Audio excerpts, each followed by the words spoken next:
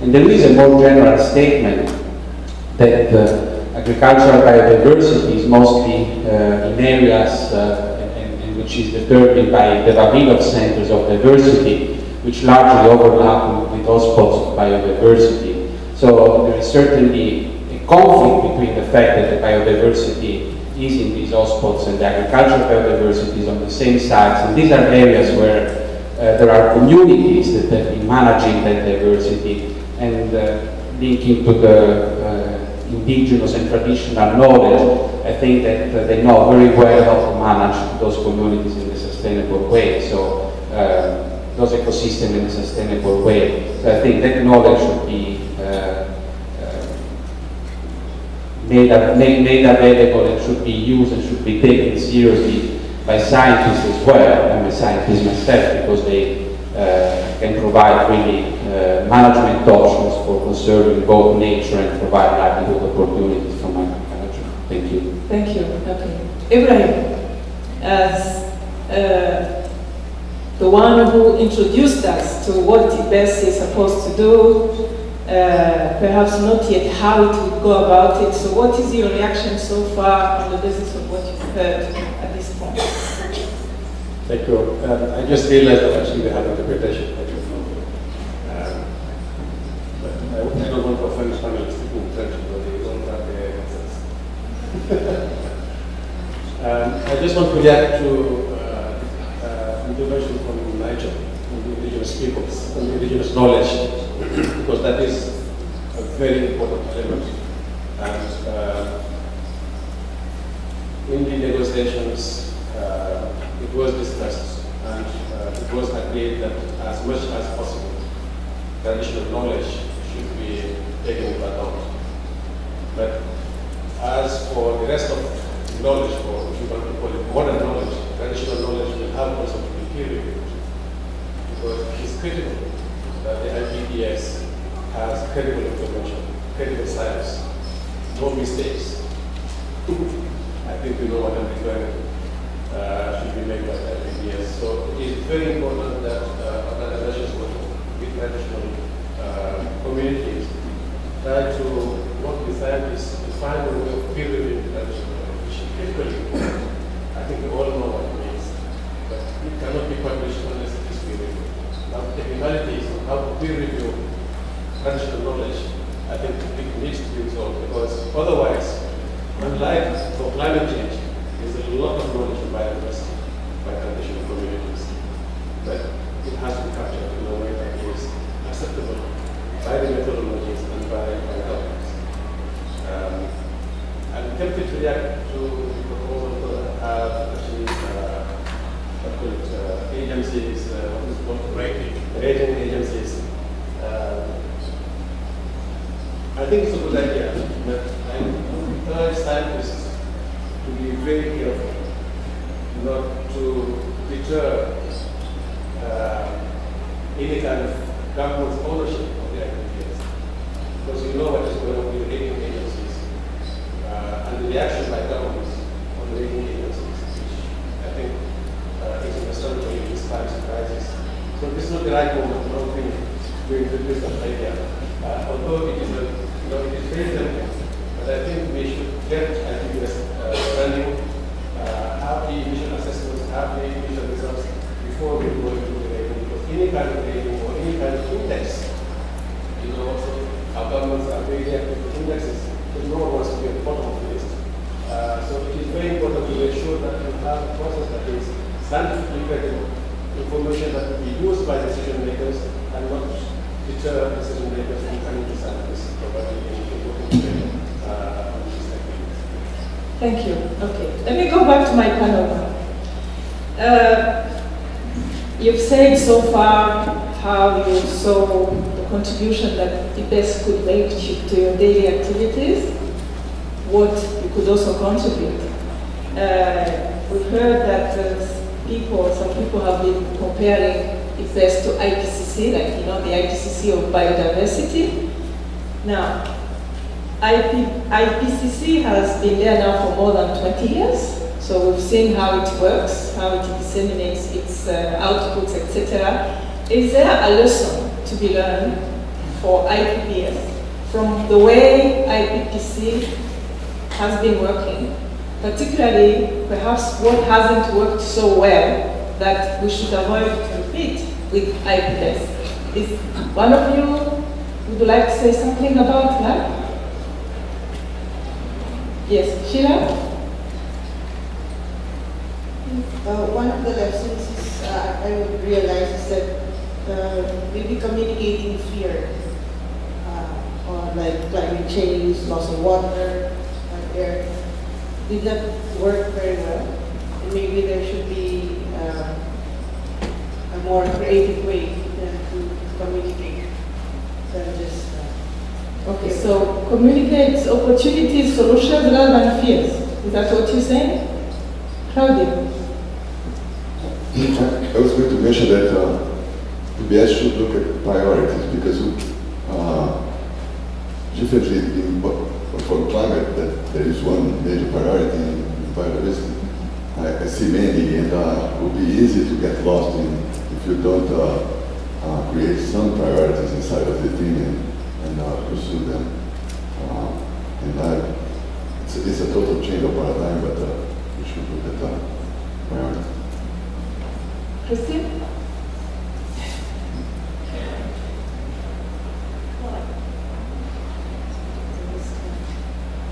I think there are a number of fairly technical things we've learned, but in particular, going back to what others have said, that somehow they've managed to learn how to translate a very complex issue into something that is easily understood globally. And I think that is something we need to work on here.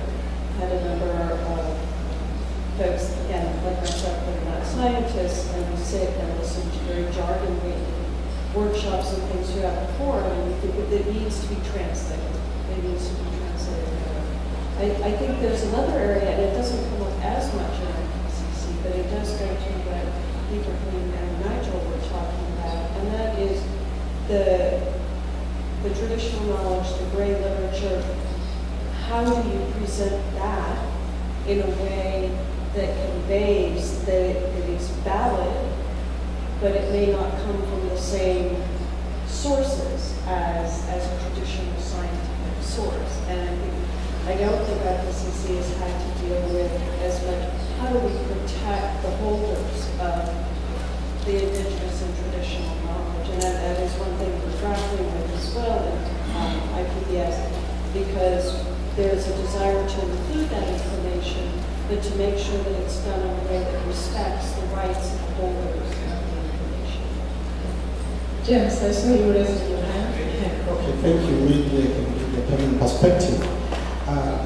First of all, IPCC has very many advantages, and IPCC has some challenges. In terms of communication, our experience in Kenya is that our IPCC focal point has been very close, but it has not really communicated adequately with the various key stakeholders. And that keeping of information is quite often common with scientists. And scientists will do a very good piece of work, and they think about publishing, but how that information gets to the policymakers, how that information gets to the managers, how that information is shared even with the indigenous people and communities, and linking all the three components like now in IPBES is what has missed in IPCC. So, learning from that then, we can really improve the IPEP by ensuring that the four components of IPEP are properly linked so that it reaches really everyone. Nigel. I think I'm going to reinforce the last couple of comments that I think IPCC has been actually remarkable at taking very complex science and making it accessible. But the warning to us was that didn't change the FCCC process. But in fact, what happened was the scientists went about the information and gave it to the politicians, and the politicians said, we don't really like that answer, but we can get us some more science. And they said, okay, and they went off and got some more science, and then they came down with more science, and the politicians said, well, we don't really like that either. So they did some more science, and then the politicians got back together and said, okay, we've got all the science, actually we can't come to a conclusion, because there are other issues that are more important to us around national economic interests and what else we do. And I think that climate is so obvious that this is going to put our entire planet at peril. But the reality is GBO3 is telling us that the biodiversity crisis is actually happening much faster than the climate crisis. So I think, with due respect to everybody, we have to not be naive about the political process within which this is leading to. So when we talk about the role of indigenous peoples, local communities, part of what I've been speaking to the IUCN about is also religious leadership, other types of civil society, is that it's not just enough to release knowledge into the system. Even if it's well-mediated knowledge, you need some kind of moral force, you need some kind of champions who are behind it. When we say to our political leaders, this is not about your next election, this is about the fate of humanity and the planet, and which we have to contract into a social compact where we will all strive in this process. So in the design of the IPBES and the social context, the economic context, the role of the business community, we need to make sure that we're not just talking about lots of knowledge for us, but that this is wired into a human social compact about where we're going to go with this. And that requires a multi-stakeholder process. It requires understanding human sociology, value systems, decisions, who has influence. I mean, we can see already at COP17, archbishops, cardinals, chief imams, they can speak much faster than the president and any scientists can. So if we leave those people out of these processes, it's too apparent. James, you want to say something? You can use my microphone. I think I was the one that raised the IPCC model, so certainly not suggesting the political model. So I totally agree with you. The political model with climate change hasn't been good. So this is all about looking about policy information to generate better outcomes, not outputs. I mean, I guess it will generate, but it's about outcome focus. And you know, my colleague here said that we shouldn't be generating fear. Well, I kind of disagree. I think we should be. That's not fear, but it's a sense of urgency. We've got to get on with this. I mean, because I think this is a much more profound issue. So, good science, timely. Yeah, but that's because people are can't agree on who's going to pay for it, on the mitigation side. I think the adaptation agenda within climate change is a much more productive area. That's with it. And I think this is the biodiversity and ecosystem science side of it fits much more into, well, we've got to adapt to climate change. So I don't mind fear, because that generates a sense of urgency and action, but get on with it, speed up, scale up. Companies are interested in this because they have assets at risk.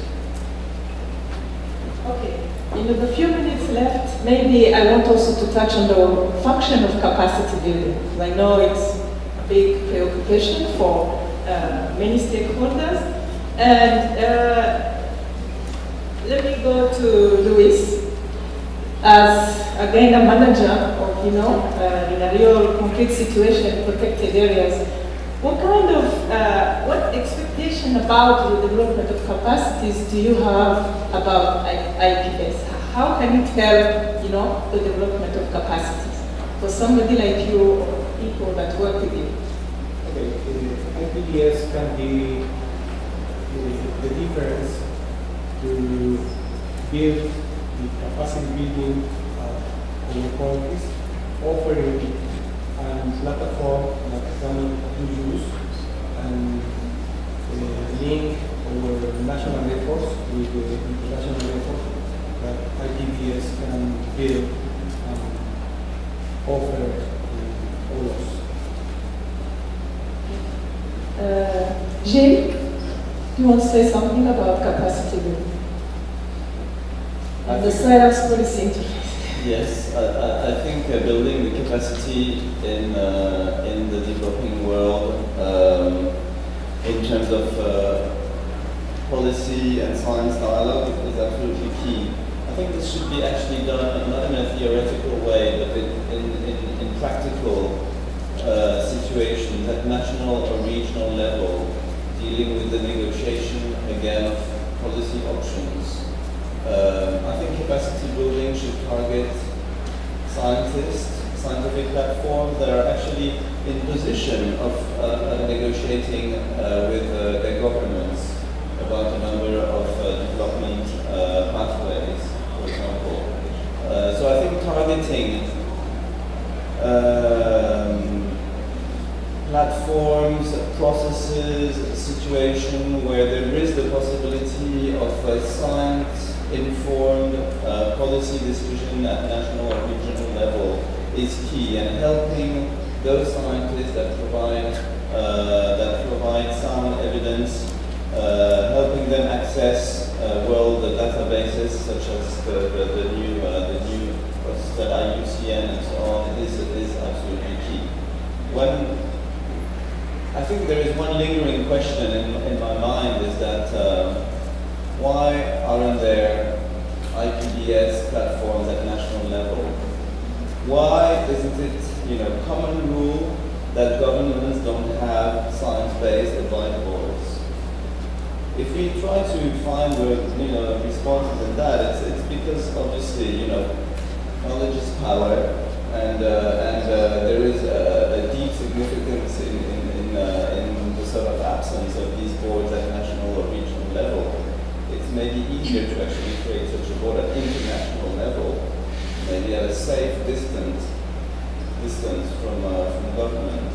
So I think for us, the subject of capacity building in IPBES is really, at least for a development agency, is looking in a very practical situation where there is policy discussion at national and regional level that opens up a bit the space to science, which is, not necessarily the general rule. And in those situations, make sure that the few scientists that manage to get involved do get support and do get benefits from IPBES and the sort of sharing of knowledge that we hope IPBES will provide around biodiversity issue. Anyone else in the panel wants to say something on capacity building?